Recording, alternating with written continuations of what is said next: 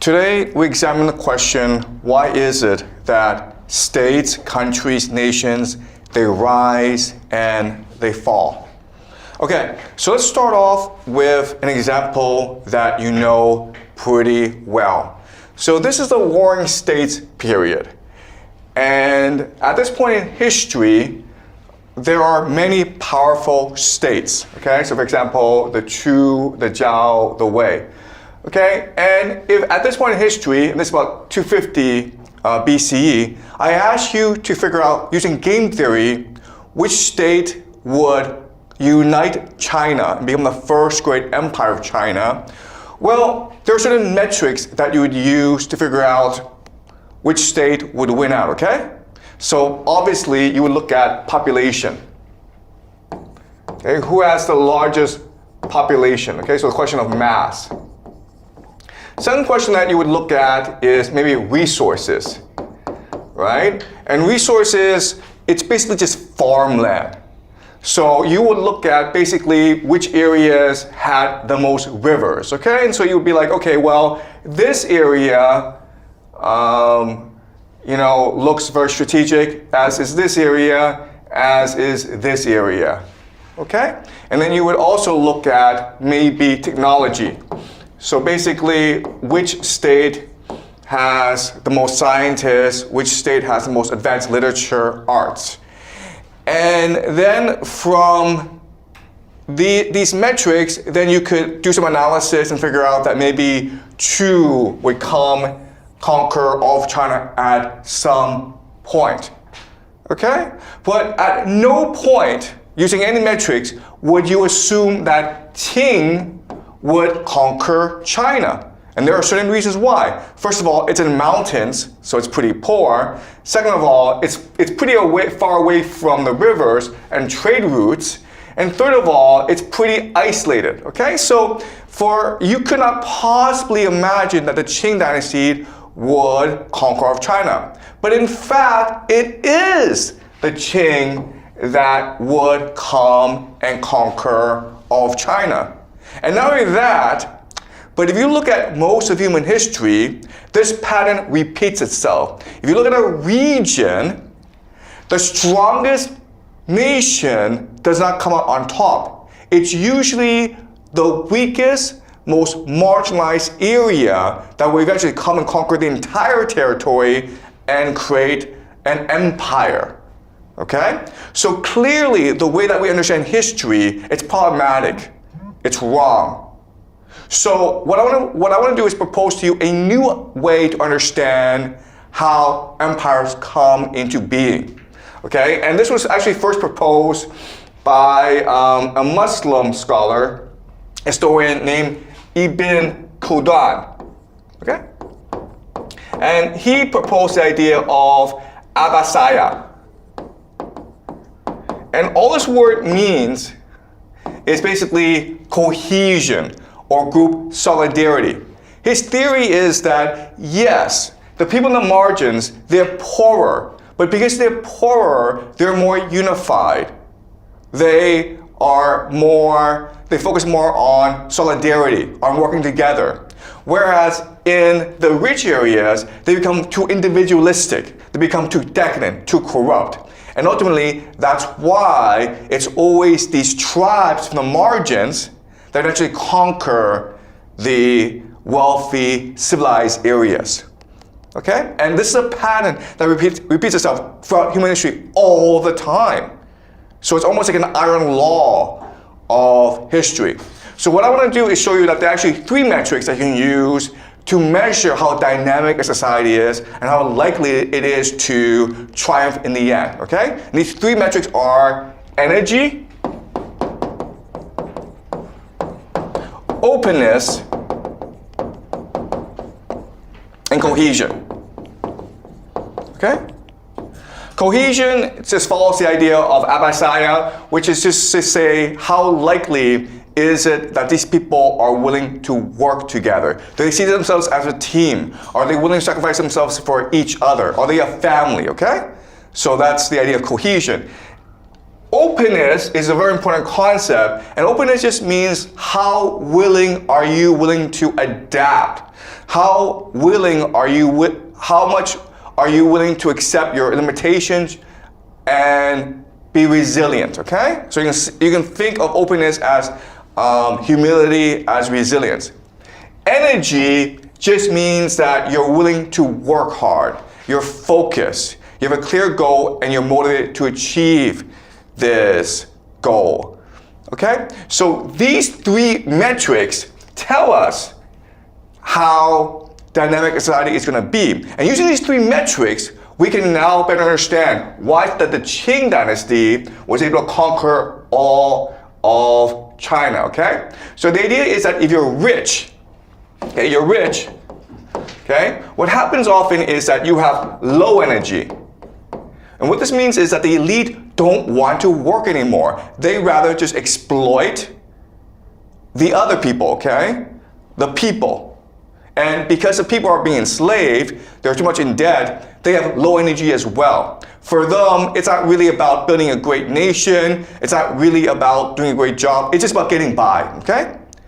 So, and then the idea of openness is that the elite become extremely corrupt, they become very insolent, they become very arrogant, and so they refuse to admit that they're wrong, and as a result, society becomes stagnant, it doesn't really improve.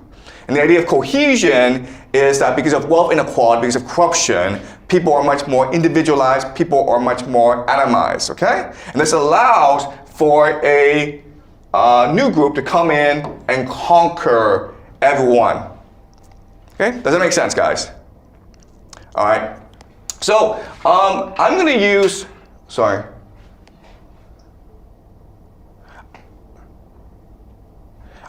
actually another example, okay? An example is the Greek city-states. And remember, the Greek city-states, it's really the height of human civilization. They gave us Homer, Plato, Thucydides, Sophocles, okay? Just basically the basis for all of Western civilization. Now, what's interesting is that for most of their history, the Greek city-states, and these are basically like these small cities, okay? There are thousands of them, and on average, there are about 1,000 people each. There are some big city-states like Athens, but even Athens is not that big. So at its height, Athens had about 50,000 people, okay? So these city-states like Athens, Thebes, Sparta, okay? These are the major ones, and there are others as well as Corinth, Argos. They're always in competition with each other, very much like the Chinese warring states as well. And again, if we were to look at the year 500 BCE, you would think that maybe Athens or Sparta would emerge as the grand unifier of the Greek city-states. And in fact, what happened was that Athens did become an empire, but then the other Greek city-states started to attack Athens, and Athens declined over time, okay? And the advantage that Athens had over everyone else was just tremendous. First of all, Athens had the greatest navy, okay? As you can see, the Aegean is primarily about who controls the seas. So Athens was able to control the trade routes in the Aegean. Therefore, it's the wealthiest city-state. It had the greatest population, it had the most innovation, it had the most strategic location, it has the most wealth. So you would just assume that Athens would come to conquer all the Greek states. But in fact, it was the Macedonians, okay, who came in and conquered all of the city-states. And at this time in history, you couldn't possibly imagine that because the Macedonians were poor, they were isolated, they were not all cultured, they were uncivilized, okay? But again, they had energy, openness, and cohesion, and that allowed them to conquer the city-states. And what's amazing is that even after this area was unified, okay, the Macedonians would then do the impossible and go over and conquer the great Persian Empire, the first great empire in human history. It was huge. It was Egypt, Anatolia, Mesopotamia, the Zagros Mountains, Persia. It was everywhere. And in a very quick amount of time, the Macedonians, under Alexander the Great, they sailed across the Aegean, landed in a small fort, and then very quickly, in about 10 years' time, conquered the entire Persian Empire. And at this point in history, you would think that the Persian Empire, you would think that the new Macedonian Empire would be invincible. But then what happened a few decades later is the rise of the Romans. Who are the Romans? Well, at this time in history, we don't know who they are, okay? Rome is probably here somewhere, okay? But as you can see, the entire Italian peninsula is being colonized by the Greeks. And then the Romans, who are, these poor, backward, tribal people, eventually over time, they will conquer the entire Italian peninsula, and then go and conquer the Greek mainland, and then go south to conquer Carthage as well. And they will create the Roman Empire. Okay, so this is a pattern that repeats itself throughout human history. The empire becomes corrupt, lazy, arrogant. And this gives opportunity for a tribal people, whether it's the Macedonians, whether it's the Qing, whether it's the Romans, to come and conquer all of them. Okay? But now the question then is, okay, if that's true, and so let's look at more examples, okay, of this. Let's look at the Aztecs. And the Aztecs is even a more stark example. So this is about the 16th century, 15th century, okay? As you can see, the Mexican peninsula, it is divided into different warring city-states, okay? Very similar situation to the Greek city-states and the Chinese city-states. Then what's happening is the Aztecs, we are gonna come in from the north, okay? And the Aztecs are a poor tribe that's starving, okay? So they're basically from North America. They come in because they're looking for food.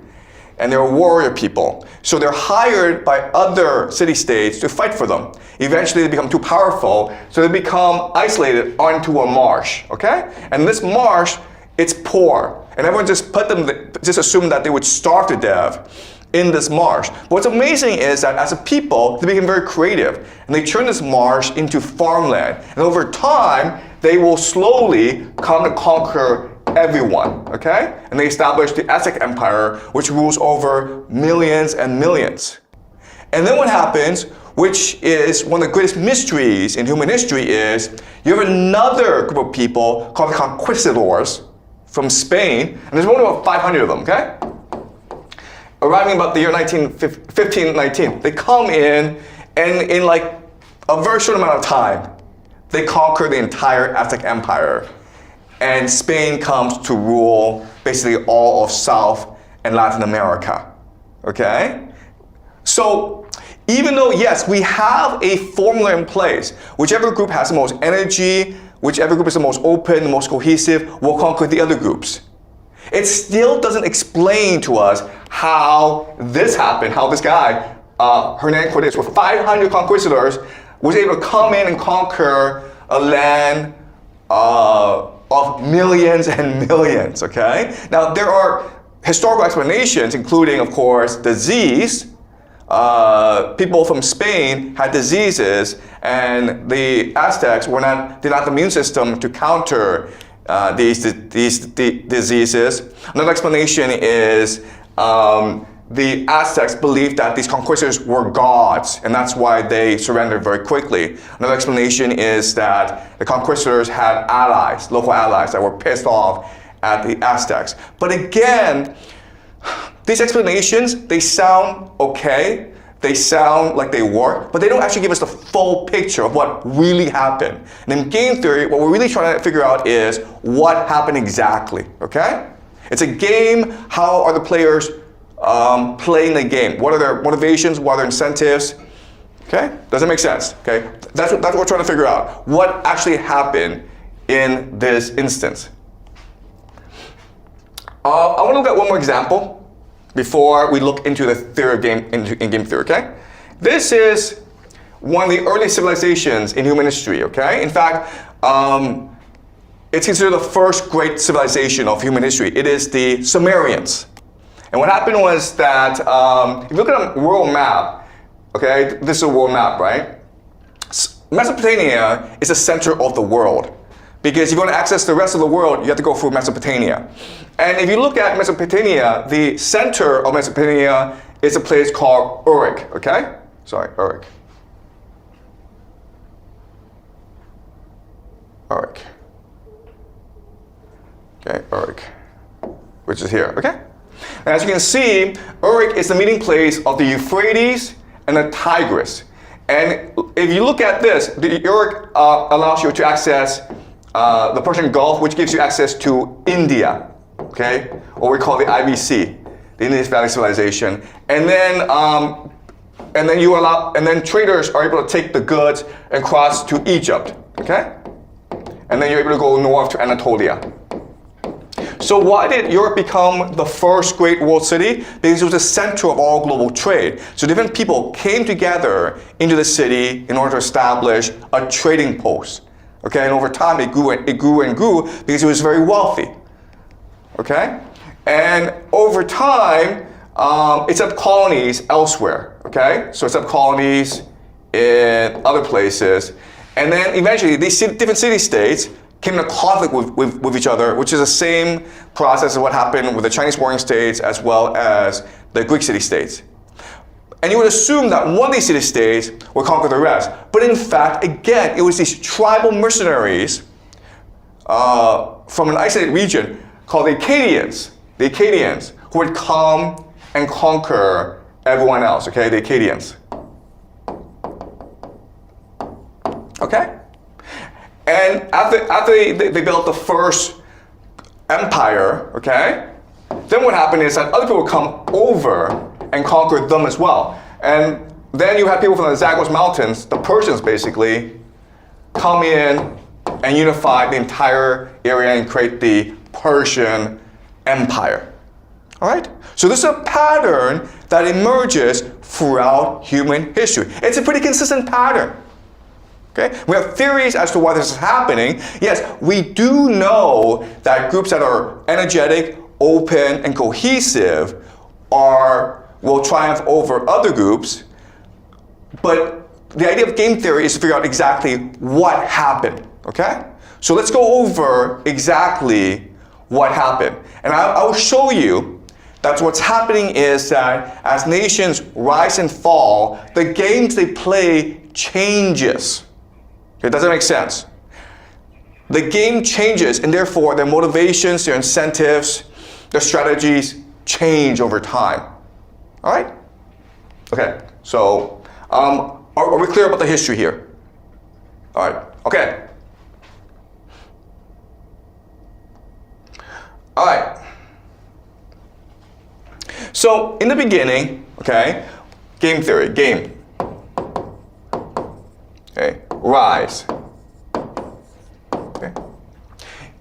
In the beginning, you as a people need to come together and build a land in which you can all prosper, or at least have food to eat, okay? Therefore, the game is cooperation. And the mechanism of cooperation is actually religion. So in this first game, okay, what you're trying to do is you're trying to create a dynamic religion that motivates people to be energetic, to give them reason to work really hard. Okay? And the people who are best able to articulate this religion become the elite. Okay? And this includes poets and priests. All right? Poets and priests. And at this point in history, it's basically a startup. Okay? Everyone's enthusiastic, everyone's working hard, everyone feels as though they're making a positive contribution to the world. But over time, what happens is that the elite, okay, become hereditary. The game becomes, how do I, the elite, pass on my privileges to my children? Okay? And the way they do that is by changing the religion. Okay? The religion now becomes almost like a bureaucracy. So in the first game, the religion is about energy. It's about creativity. It's about working together. Okay? But in the second iteration, the religion becomes like a bureaucracy, which is like you must follow the rules of the game. Okay? The rules of the game are set. There's a hierarchy, and you must obey this hierarchy. Okay? Now then what happens is a process called elite overproduction. Okay? The idea of elite overproduction is that, yes, these privileges are being passed on to the children, but now over time, there are too many children. And so what happens is that society breaks up into different factions. Okay? And usually what happens is that these factions are divided according to the princes. Okay? So if there are 4 princes, okay, who are about to inherit the throne, there are 4 different factions that support them. That does not mean the prince is the leader of the faction. It just means that the prince is the symbol of the faction, okay? All right? And at this time in history, the way that they reduce the conflict is the losing factions, what they do is they move away, okay? They're exile, okay? And then they have to set up a new colony. And this is a process that continues where the losers of the game are forced into exile until there's no more place to colonize, okay? And now you have the Warring States period, okay, the Warring States period. And in fact, what's interesting is that the Warring States period is a time of maximum creativity for a civilization. Why? Because the idea of open, cooperative competition. Okay? So back to the Qing, back to the Greeks, the Sumerians, there are different colonies, okay? And they're all competing against each other. And so you need to be open and innovative if you're to triumph, okay? At the same time, they're trading with each other, so they're sharing best practices. They're sharing innovations with each other. Okay, so this leads to the idea of open competition, which again marks the height of the civilization. So guess what, guys? China's been around for 5,000 years, but most of the innovations happened when? It happened during the Warring States period. This 100 years when we had Kongzi, Confucius, Mengzi, Laozi, Zhuangzi. It's basically everyone, okay? All right? And if you just look at other civilizations, it's the same for other civilizations as well, where if you look at the Greeks, during the classical period, they basically created everything. That becomes the foundation for Western civilization, okay? Does that make sense? All right. Now, what's interesting is what happens next. Eventually, what happens is these city-states figure out that, you know what? Yes, the game is we compete against each other, but we can also choose to work together, okay? How do you work together? By intermarriage, okay? Intermarriage. And the idea of intermarriage creates the idea of equilibrium. And at this point in history, warfare becomes organized warfare. Okay?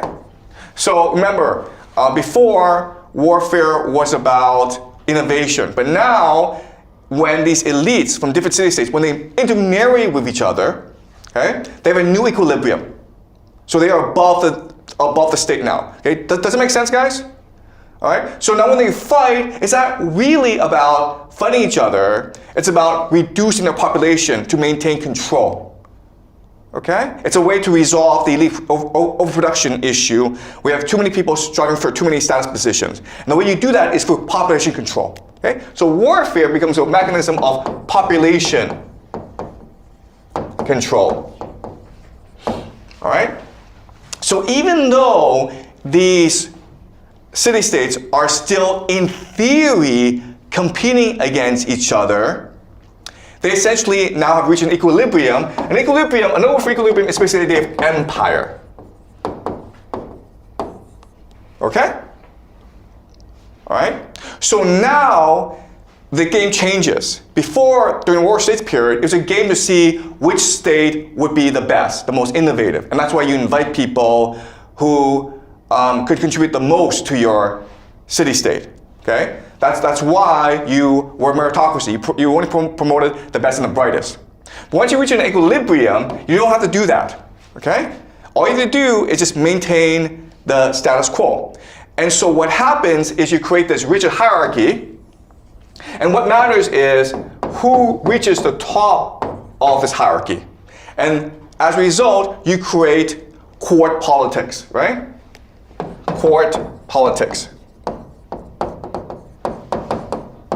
Or factional struggle, factions.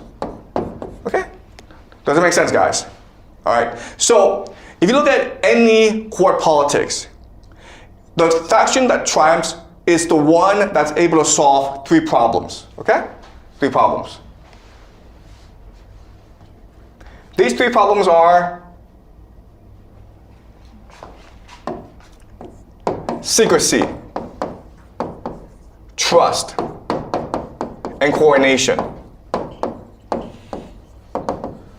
Remember, in theory, everyone has to obey the bureaucracy, right? But if you just play by the rules of the game, you're going to lose. So what you want to do is you want to cheat in the game. But if you want to cheat in the game, you have to do so secretly, okay? You have to do secretly. But if you do so secretly, that creates a problem of like, how do you trust each other? If you're doing it all in secret, the problem is like, how do you coordinate? How do you move together, right? Because you can't have meetings where you take notes, because if you're discovered, you'll all be executed by the other factions, okay? So historically, the way we resolve this issue is through the idea of secret societies.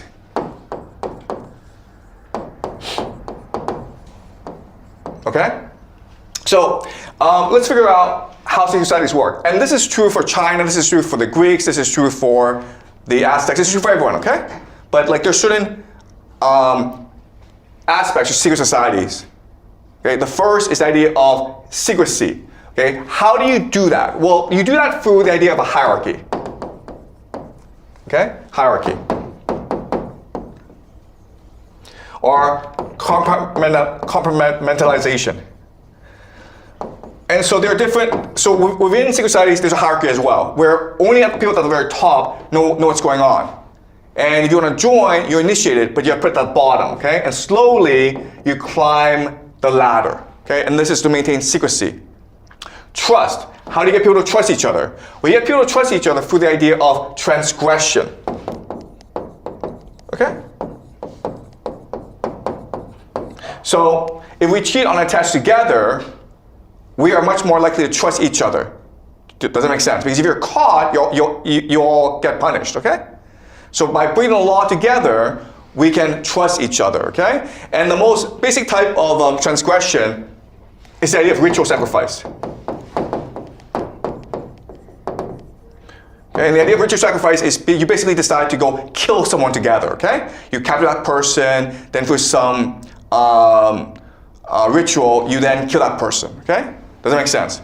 And then to solve the problem of coordination, you have the idea of eschatology. Eschatology is just mythology, all right? Like, why are you guys doing what you're doing? Okay? And the answer often is because we're trying to serve a higher God that wants to conquer the world, and we are his servants in this quest to conquer the world and end the world to make it a paradise. Okay? So different societies have different eschatologies, but the system is the same.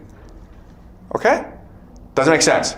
Okay. And what happens is, and this is like really important, guys, every faction has to form their own secret society. And now the game of Empire becomes one of a struggle between different secret societies. Does it make sense?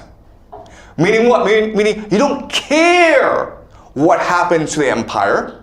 You don't care about the enemies of the Empire. All you care about that your team emerges on top of the game, okay? And so what does that mean? It means that you become, insular, all right? Okay? You become insular. You also become corrupt. Okay? Because you need resources to play this game, so what you do is you steal from the people. Okay? It's all about trying to steal as much as you can in order to feed your faction. You become insular, you become corrupt. Okay? And then divided. Okay? Do you understand? This is what happens because of different factions within the empire or the equilibrium. They become insular, they become corrupt, and they become divided, okay? Which is why they ultimately lose to these trouble factions, because the opposite of insular, of course, is open.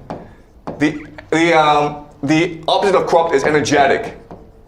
And the opposite of divided is, of course, cohesive. Cohesion, okay? Okay? Now we understand why, ultimately, the borderlands, the tribes in borderlands, are able to conquer the empire or the equilibrium. Okay? Does that make sense, guys? All right? But there's actually more to this. Okay? And so what happens is that you have these different factions. Okay? Different secret societies fighting against each other. And again, from their perspective, all they care about is winning against the other factions. So what do? What they do is they invite other foreigners to come help them. Okay, do you understand? Okay? So these are what are called mercenaries.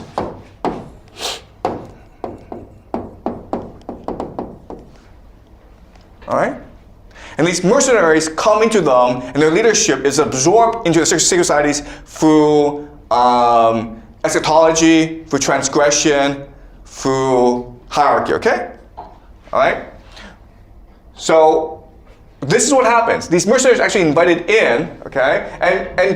And but there's always contact, okay? Contact through trade, banditry, mercenary. Okay? Does that make sense? Because these people, these in the regions, they're so poor they'll do anything to survive. So they'll trade with you, but they'll also steal from you, and they'll also come and fight for you. Okay? What's important is that through trade, they're becoming wealthier. Through banditry, they're becoming wealthier as well. And by working as your mercenaries, they are learning your best technology, your best fighting skills, your best weapons. Okay? Right? And then what happens is that the mercenaries eventually take over. Okay? At first they merge, but then the mercenaries just kill everyone and then take over. And that's what happens. That's why the Qing were able to conquer the warring states.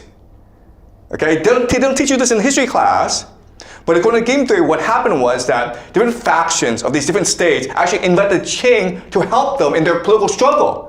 And then the Qing just basically conquered one by one by one. Does that make sense? Same thing happened with the Macedonians, right? The Macedonians came in and helped one city-state, then they conquered one city-state and move on to the next, okay? But it was always a certain part of that city-state, a certain faction of that city-state, which invited the Macedonians in the first place, okay? Does it make sense? Okay. And this is a pattern that repeats itself throughout human history. Okay? So if you want to know what's going to happen today, what's going to happen tomorrow, just figure out which areas of the world are the most energetic, most open, and most cohesive. And then figure out which empires are the most corrupt, most insular, and the most divided. Okay? And then you'll figure out who will conquer who. All right? Does that make sense, guys? All right. So I'm going to give you two more examples to better illustrate how this works. All right. So when I was in high school in Canada, we played a game called the World Game. And in this game, it's very simple. Okay, you're put into a team of maybe 4 or 5 players, okay? And then each team is assigned a country, like maybe USA, Britain, India, Pakistan, Japan. And then each team is given an envelope, okay? And then within this envelope, you're given certain resources, okay? So basically, paper, scissors, ruler, okay? And then there's an organization called the World Bank. And what you're trying to do is you're trying to become the wealthiest country in the world. The way you do that is you take your resources and you turn it into commodities that the World Bank buys from you. Okay? So maybe like triangles and circles and squares, okay? But to create these commodities, you need resources, right? You need scissors, you need rulers, you need paper, you need glue. Okay? But different countries will have different resources. So the United States has everything, okay? And Pakistan is interesting because Pakistan usually gets nothing. Okay? There are no resources. But you're allowed to trade with each other, right? Okay, you're allowed to trade with each other. Okay? So even though you have nothing, you can go to the United States and beg and say, could I please borrow your ruler for today, okay? Then you go to the printer and says, hey, can I borrow your paper for today, okay? Or, hey, I'll come work for you for free, right? You can trade. And so you play this for one day, and it's really interesting what happens, okay? Usually what happens, I'm not saying it all the time, but I've seen this happen a lot. At the end of the day, you look at who are the wealthiest countries in the world, what happens is, well, the United States becomes number one, okay? Why? Because the United States just has everything in the world. It is the wealthiest country in the world. It has just so much resources, okay? But number two is interesting. You would think it would be Japan and Britain, but it's actually Pakistan, okay? The country that starts out with nothing at all. Why? Because they're forced to be the most energetic, the most open, and the most cohesive. Team members have to go and beg to work for free. Okay? Other team members go and lie and cheat and steal, okay? They're forced to be resourceful and creative.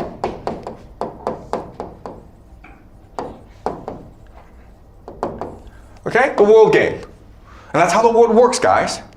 Just because you have the most resources, just because you have the most people, does not mean you'll win the game at the end. What matters is how energetic your people are, how open they are, how resourceful they are. That's what matters. Okay? And often, they are open, energetic, and cohesive because they're poor. All right? It's that simple. Pakistan has nothing, so they're forced to be creative. Poverty leads to creativity. Okay? Another thing this is that if I were to surmise the future, I would say right now in East Asia, I would think that North Korea has a better future than China. Okay? Just based on history. And it would be like, that's impossible. North Korea can feed its own people. Well, I understand that. But if you know game theory, okay, and you understand the principles that we've learned today, then you're forced to conclude that in East Asia, North Korea has a better future than China. Because ultimately, it's about how open, energetic, and cohesive the people are, as opposed to how rich and powerful you are. Okay? Does that make sense? I will also point out another example. Okay? So before teaching in high school, I was teaching teachers how to teach STEM, okay? STEM education. And I usually run 2-day workshops. And what I would do is I go into a school and I divide the faculty, the teachers, into teams, okay? Like teams of like 4 or 5. And there'd be like 10 teams, okay? There'd be a lot of teachers. And the way I teach is I would give them an assignment. And I would give them resources. And it would be a competition, okay? So for example, let's look at which team can build the fastest car, okay? Toy car. Let's look at which team can build the best airplane. Let's look at which team can build a catapult, okay? So I would give them some resources, I give them the assignment, and then they would work on it a whole day, okay? Now, what's interesting is, at the end of the first day, I would rank the teams, okay? And then day 2, we would start the competition again with a new assignment. On day 2, which team would finish first? Do you guys know? So after day 1, all 10 teams are ranked according to their success, okay? So team 1 has the best, team 10 has the worst. What would happen the second day? Can you guys guess? I think that team 10 wins. Yeah, okay. According to game theory, what happens is team 10 wins. And this is exactly what happens. The results are reversed, okay? Number 10 shoots up to number 1, and then number 1 falls all the way down. And this is what happens a lot. It's actually common sense if you think about it, right? If you're the best student in the school, you never have to reflect. You never have to think about how to improve because you're always number 1. So you become arrogant, you become complacent. So after you graduate from school, what happens? You can't find any work because people find you too arrogant. You refuse to learn. You want to be the boss. You want people to just listen to you, okay? But if you're the worst student in the school, you're used to being laughed at. You're used to constantly adapting, okay? So when you go into the workplace, you are much more likely to learn. You're much more likely to focus on relationships, okay? So in China, there's a joke, right? In school, there are 2 people that everyone hates, okay? The best student and the worst student. Why do you hate the best student? Because the best student is going to graduate and come back as your principal one day. Why do you hate the worst student? Because he's going to graduate and come back and give you a lecture on how to become rich. Okay? That's why in China, everyone hates the best student and the worst student. And these are 2 students who will probably be the most successful. Okay? Especially the worst student.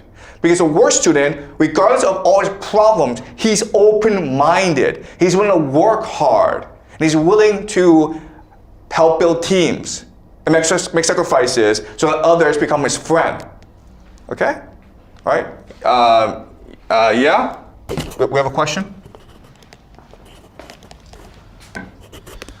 So for example, for this case, in day 2, the team 10 becomes the first one and the first team becomes the last. But will the previously the first team been forced to be open and to be energetic and then be number 1 again on the third day? That is a great question. Thank you for asking it, okay? So in my experience, this is what happens, okay? What happens is that what happens if we keep on going, right? What happens in day 3? Day 3, day 4, okay? This is what happens. Team 1 really screws up on day 2, right? They finish first in day 1. Day 2, they screw up. Day 3 and day 4, they continue to screw up. Why? Because they don't know what they did wrong. And they refuse to reflect. Do you understand? Okay? So we see this in history where an empire, once it rises, it falls, and it never comes back. It never comes back. Do you understand? It never rises up again. Now, it's possible that new people come in and use the name of the empire, okay? But it's not the same people anymore. It's a different team. So that's a danger of being number 1. Once you're number 1, you become so arrogant that it becomes impossible for you to be humble again, okay? Team 2 would go down, okay? So it's very unlikely that you have a system where, okay, team 1, they fall, but then they reflect and become number 1 again, okay? It doesn't work that way. When societies fall, they just die off. Okay? It's possible a new group comes and pretends to be them, but they're actually a different people. And that's just the way that humans work. Okay? Does that make sense? Yes. Okay. Yep. So on the third day, the team 10 will become the second last group because they fall, and the group 9 will be the first one. Is that the cycle that will go on? Yeah, so I've never run on day 3, so I can't say for sure, okay? But that's what should happen, okay? All right, that's what should happen. Where yes, Team 10 will fall off, and a new team will come into place. Okay. All right, and if you look at history, that's the way it is. Again, we don't have an example of where an empire fell, but then the people decided to like change their mentality, and then they become the best again. Okay. So in the future, if we apply this theory, there should be 3 countries that will emerge as great empires in our history. Okay. Germany. Why? Because they lost World War I and lost World War II. Does that make sense, guys? They were never an empire. They were never a world empire. So Germany, according to this theory, will one day come to rule the world, or at least Europe and Asia. Okay? And if you actually look at their history, what happened in World War I and World War II, they lost millions of people. Okay? So Germany will be one day a great empire. I'm pretty sure of it, actually. And then there's another country that will be a great empire, and that is Japan. Because Japan lost World War II. They were never a great empire. So Japan should come to dominate East Asia, according to this theory. Remember, the Americans dropped 2 nukes on Japan. Right? And also, if you look at World War II, the Americans destroyed Japan with firebombing. The Americans killed more firebombing than they actually did with the nukes, okay? But Japan was destroyed, it was humiliated. And now you go to Japan, you can see how energetic people are. Right? You can see how open they are. And you can see how cohesive they are. You understand? Because Japan was destroyed in World War II, it's something that forced them to reflect as a people. And now they want vengeance, basically. All right? And the last country, of course, is Israel. All right? Because Israel, the people in Israel, believed that for thousands of years they were persecuted by other people. Okay? So these are the 3 great empires that we will move towards in our history. Germans, Japanese, and the Israelis. Okay, does that make sense? Mm-hmm. All right. The Americans are done. How about China? Done. Okay. All right. But look, guys. I mean, like, this is all just a theory, okay? But all I'm saying is, look around you and ask yourself: are the people here open-minded? Are they willing to learn from their mistakes? Do they ever say, "I'm wrong"? Are people energetic? Do they take their work very seriously? If I give people an assignment, will they work really hard to make sure it's done well? Do people feel as though they're all part of one big group? Are they willing to make sacrifices for each other? Okay? Japan is, okay? That's all I'm saying. And maybe even the North Koreans are. All right? Does that make sense, guys? And again, it's all just a theory. All right? I'm just proposing to you a theory of how to understand the world, but what's actually going to happen, I can't actually tell you. All right? But according to this theory, Germany and Japan and Israel will be the 3 great nations. Okay, any more questions, guys? Yeah? Can you? Yeah. Oh. Yeah, but like for example, the Japan that didn't have that much sources, so how could they succeed? I keep on telling you guys, you don't need resources. You can cheat, you can steal, you can beg. All right? Okay, does that make sense? Yeah. Okay? Like if you just go back to the world game, whichever team starts out with the least resources are often the most creative, okay? When I mean creative, they'll just like go and like lie to people. Says, like, I'll come work to you for free, but then you'll steal some resources yourself, okay? All right? Because you have absolutely no choice in the matter. All right? Yeah? Yeah, so I have a little questions. Like, you say that those who are poorest and like in the most dangerous positions always have the most energy and cohesion to succeed. But I think eventually, Okay, all right. So okay. Let me be precise. Okay. Yeah. Just because you're poor does not mean you're open, energetic, and cohesive. Okay. Does not mean that. Yeah. But if you want to go from being poor to becoming rich, you have to be open, energetic, and cohesive. Does that make sense? Yeah. So Right? Because in Africa they're poor, but doesn't mean they're open, energetic, and cohesive. yeah. So my question is like after they become successful and they're eventually rich, I think like all society they may fall as when they reach their higher state, right? Yes. Yeah.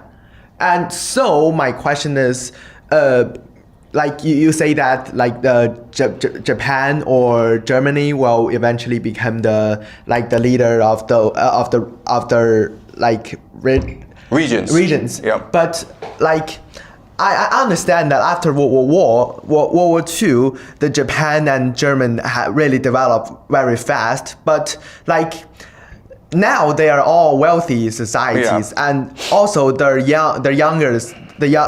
new like people in their country forget about the war, and when they're born in the wealthy and like happy societies.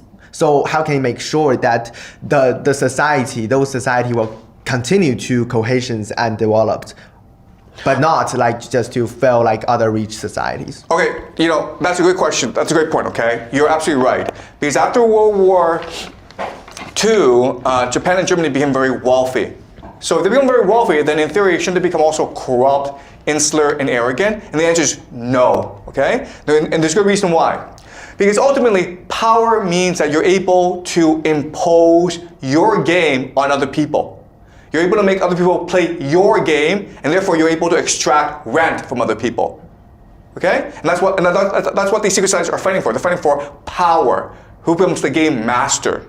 The problem with Japan and Germany is, yes, they became very wealthy, but the game master was America. And ultimately, America decided that their money belongs to me, okay? So an example of this is something called the Plaza Accords, okay? Plaza Accords. Basically, the Plaza Accords just meant that Japan was becoming too wealthy. America got very annoyed. So America said to Japan, I want you to destroy your economy. And Japan's like, how? America just says, I want you to spend too much money. I want you people to stop saving money and start spending money. Go overseas and buy whatever crap you want, okay? You understand? So in theory, it seemed as though Japan got rich. But Japan got rich, but it never had any power. It could not be a sovereign nation, okay? Power means that you're able to impose your will on other people. Same thing with Germany, where yes, Germany became very wealthy, but all that money went where? It went to America, right? Same with Japan. Japan, all that money went to America. How? Because they were forced by US Treasury bonds. Okay? And then America could do stuff to you. For example, America could force Japan to sign the Plaza Accord and force Japan to destroy its own economy. And America could also destroy Germany's pipeline, Nord Stream. And there's nothing Germany can do about it. Okay? In fact, the German economy has been destroyed right now because Germany is a vassal state to America. So when Russia invaded Ukraine, America just basically said to Germany, you can no longer do business deals with Russia. But before, Germany required Russian oil and energy to fuel its economy. Okay? America also said to Germany, you can no longer trade with China. But before, most of German car exports were going to China, right? Yeah. And because Germany was forced out of the China market, China was able to develop its own manufacturing industry. Yeah. Okay? Does that make sense? Yeah. So it seems as though Germany and Japan became very wealthy. They were not. They were just vassal states to America. Yeah. Okay? Does that make sense? Yeah. So I have a further question. Yeah. So, like you said, that only those society who are very poor, but they have the ability to cohesions and be energetic, and they can like eventually become the ruler of the regions. But what decide a society or a poor society to become energetic, cohesions or not? Like why Japan or German have that energy, but like those other countries that may also like be defeated in the war or is very poor cannot? Yeah, that's a great question. Yeah. So the obvious answer is a leader. Okay. So you look at the Mongols, right? The Mongols. Before the emergence of Genghis Khan, the Mongols were almost like a vassal state, right? Because the Mongols were divided, they were poor, they were willing to do whatever it took to survive. And so they became mercenaries to the Song, they became mercenaries to other groups as well, okay? But then emerged Genghis Khan to unify everyone. And once he was able to unify everyone, the Mongols were very quickly able to destroy everyone else. Okay, so it's usually a great leader. But leader doesn't necessarily mean a general. It could also mean a poet, right? So someone like Homer, or a great thinker to give you a new religion, okay? So for example, the person had someone called Zarathustra, who we studied last semester, okay? Even Jesus, okay? But it's someone to come and to say that we are a people. And it could be a poet, it could be a general, it could be a prophet, a priest, doesn't matter, okay? But that one person then unifies the imagination of everyone into one cohesive group. Okay, does that make sense? Yeah. Okay, but that's a great question. Thank you, okay? And that's why certain groups are able to cohere together and other groups are not, because one person is able to emerge. And you know, that's why, okay, we'll talk about this later on, but that's why the world is the way it is. Why do we have organizations like the United Nations? Why do we have international development aid? The goal, guys, is to identify the possibility of a leader emerging and make sure he does not emerge. You understand? Okay? If you left Africa alone, Africa would be a lot better. But because you have all these schools, all these NGOs, all these organizations in Africa, what they're really doing is ensuring that Africa is in a continuous state of development. Okay? If you just left them alone, they might starve, but at the same time, a great leader might emerge to unite all of them. You understand? Okay, but we'll talk about this next class, how the American Empire controls the world.